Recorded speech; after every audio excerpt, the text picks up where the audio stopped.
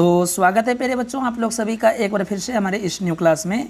प्यारे बच्चों आज की इस क्लास में हम लोग जो है क्लास 10th वालों का बच्चों आपका जो मंथली एग्जामिनेशन अक्टूबर 2024 में होने वाला है प्यारे बच्चों, मैं उसका बच्चों यहाँ पे ओरिजिनल बच्चों क्वेश्चन पेपर लेकर के आया हुआ हूँ बच्चों। जैसे कि आप लोग यहाँ पे स्क्रीन पे देख पा रहे हैं ये विषय कोड 110 है और बच्चों ये सारे क्वेश्चन जो है आप लोगों के एग्जाम में कल आने वाला है। तो आप लोग प्यारे बच्चों आप लोग जो है शुरू से अंत तक सारे क्वेश्चन को देख लीजिए, ठीक है। अभी प्यारे बच्चों ये क्वेश्चन मेरे पास आया है और मैं बच्चों अभी रात में बैठ करके बच्चों आप लोगों के लिए वीडियो को बना रहा हूँ, ठीक है। तो चलिए बच्चों लेट ना करते हुए क्लास को स्टार्ट करते हैं और आपको बताते हैं बच्चों कि आपका एग्जाम जो होगा प्यारे बच्चों इसमें 1 घंटा 30 मिनट का आपको समय मिलेगा।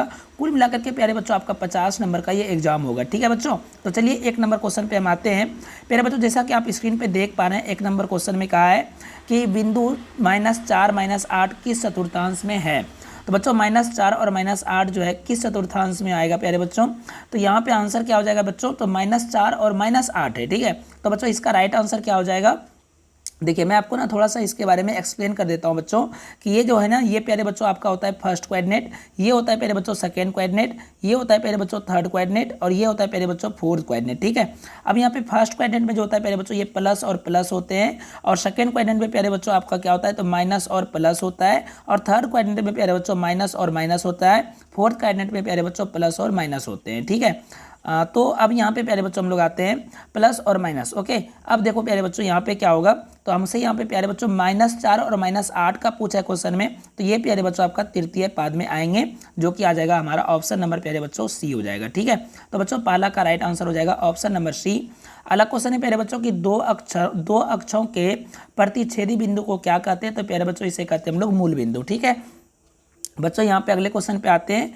इसमें प्यारे बच्चों यहाँ पे कहा है कि आपको यहाँ पे क्या निकालना है, तो इसमें प्यारे बच्चों बीच की दूरी निकालना है, ठीक है। बीच की दूरी निकालने का प्यारे बच्चों फार्मूला होता है आपका x1 - x2 है ना का होल स्क्वायर लगा देना है प्यारे बच्चों प्लस y1 - y2 का होल स्क्वायर लगाना है, ठीक है। और ये प्यारे बच्चों आप लोगों को क्या करना है फिर इसका रूट अंदर में लगा देना है, ठीक है। तो यहाँ पे प्यारे बच्चों आप लोगों को क्या हो जाएगा 6 के 36 हो जाएगा, 4 का स्क्वायर हो जाएगा आपका 16 और बच्चों 7 में आपका 3 घटेगा तो प्यारे बच्चों हो जाएगा आपका कितना 4, 16 का स्क्वायर हो जाएगा 16 16 32 और बच्चों हो जाएगा 4 चौका 16 3 32। तो प्यारे बच्चों आपका ऑप्शन नंबर आपका ए हो जाएगा, ठीक है। चलिए बच्चों अगले क्वेश्चन पे आते हैं। यहाँ पे प्यारे बच्चों हमसे क्या कहा है, यहाँ पे क्वेश्चन में कहा है कि बच्चों इसका जो है आपका त्रिभुज के तीनों शीर्ष दिए हुए हैं, इसकी परिमिति निकालना है, ठीक है प्यारे बच्चों। तो परिमिति कब निकलेगा, तो जब आप लोग ए बी निकालेंगे, फिर प्यारे बच्चों आप लोग बी सी निकालेंगे, फिर प्यारे बच्चों आप लोग ए सी निकालेंगे, ठीक है। तीनों को निकाल करके प्यारे बच्चों जब आप जोड़ देंगे तो बच्चों इसका परिमिति निकल जाएगा, ठीक है। तो बच्चों ए बी निकाल लीजिएगा यहाँ से, फिर बच्चों बी सी और फिर एक बार ए सी निकाल लीजिएगा, ठीक है ना। तो ये निकाल करके बच्चों आप जब देखेंगे तो ये प्यारे बच्चों आपका कितना हो जाएगा, तो ये हो जाएगा प्यारे बच्चों आप लोगों का 4 है। तो ये प्यारे बच्चों आपका हो जाएगा क्या कहते हैं 4 का स्क्वायर 10 हो जाएगा 16 और बच्चों यहाँ पे जाएगा। तो बच्चों ये आंसर आपका आएगा ऑप्शन नंबर सी आ जाएगा, ठीक है प्यारे बच्चों 12 आ जाएगा, ठीक है। अगले क्वेश्चन पे आते हैं प्यारे बच्चों। यहाँ पे बोला गया है कि नियामक जो है 2 जो है k-3 तथा 4 - 7 को जोड़ने वाली रेखा का झुकाव 3 है, तो k का मान क्या होगा, ठीक है प्यारे बच्चों।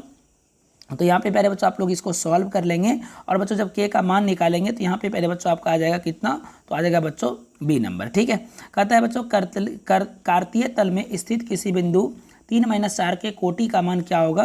तो बच्चों कोटि जो होता है प्यारे बच्चों वो y का वैल्यू होता है, तो बच्चों आपका ऑप्शन नंबर ए हो जाएगा, ठीक है। यहाँ पे बच्चों कहता है अगला क्वेश्चन में कि त्रिभुज ए बी सी जिसके शीर्ष जो है -1 0 5 - 2 और 8 2 है, तो केंद्रक का निर्देशांक क्या होगा।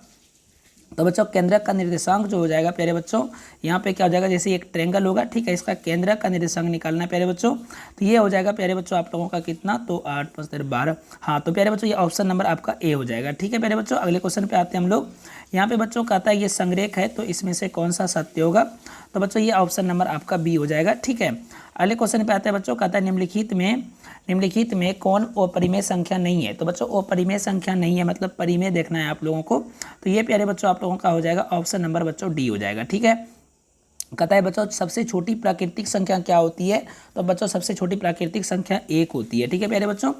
ऑप्शन नंबर सी होगा। यदि यहाँ पे कहा है कि अल्फा और बीटा बहुपद के x² + 5x - 10 के शून्यक अल्फा बीटा है, तो अल्फा बीटा का मान क्या होगा। अल्फा इंटू बीटा का फॉर्मूला प्यारे बच्चों होता है आपका c/a होता है, ठीक है।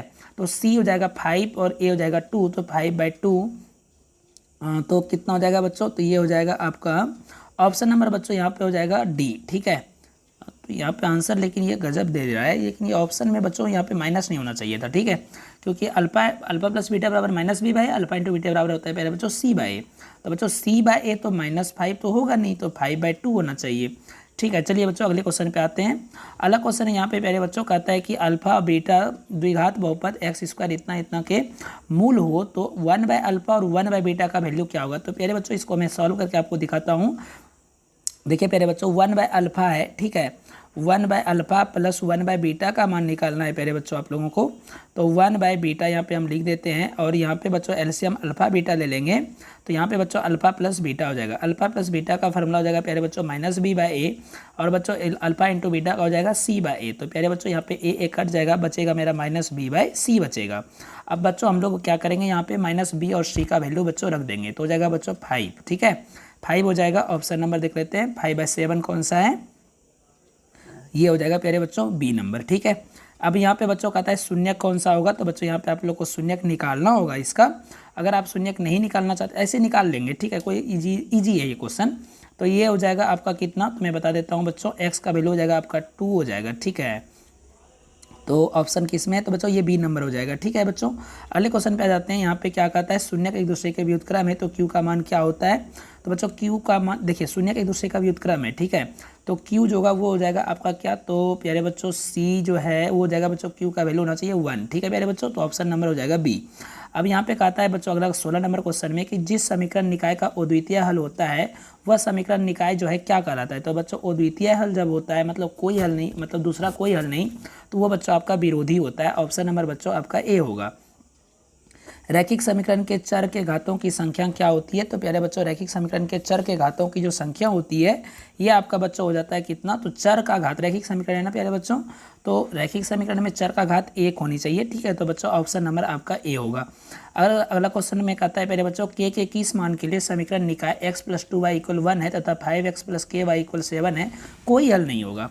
तो बच्चों कोई हल कब होता है, कोई हल नहीं कब होता है, तो बच्चों जब हमारा a1/a2 बराबर b1/b2 बराबर नहीं c1/c2 होती है।